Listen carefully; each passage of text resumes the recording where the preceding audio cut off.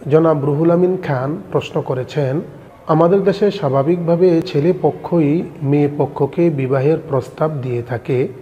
এক্ষেত্রে যদি কোনো মেয়ে পক্ষ ছেলে পক্ষকে বিবাহের প্রস্তাব দেয় তাহলে সেটা কি সুন্নত পরিপন্থী হবে? জানিয়ে বাধিত করবেন। অত্যন্ত গুরুত্বপূর্ণ একটি প্রশ্ন করেছেন। আমাদেরকে জানতে হবে, বিবাহের প্রস্তাব ছেলে পক্ষ দিক অথবা মেয়ে পক্ষ দিক উভয়টাই বৈধ আছে এবং উভয়টাই ইসলাম সমর্থন করেছে। সূরা কাসাসের ২৭ নং আয়াতে কারিমায় আল্লাহ পাক রব্বুল ইজ্জত বলেন, ইন্নী উরিদু আন উনকিহাকা ইহদা বনাতাইয়া হাতাইনি আলা আন তা'জুরনি সামানিয়া হিজাজ।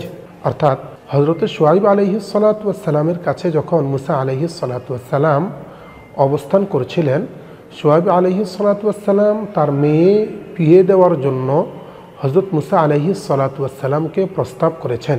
এ থেকে বোঝা যায় মেয়ে পক্ষ যদি ছেলে পক্ষকে প্রস্তাবনা করে তাহলে সেটা দোষের বিষয় নয়। তাছাড়া আমরা জানি হযরত রাসূল আকরাম সাল্লাল্লাহু আলাইহি ওয়াসাল্লামকে বিয়ে করার জন্য সর্বপ্রথম প্রস্তাব করেছিলেন হযরত খাদিজাতুল কুবরা রাদিয়াল্লাহু তাআলা আনহা।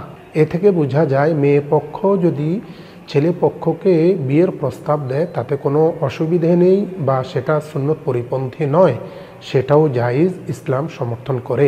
আশা করি প্রশ্নের উত্তর পেয়েছেন।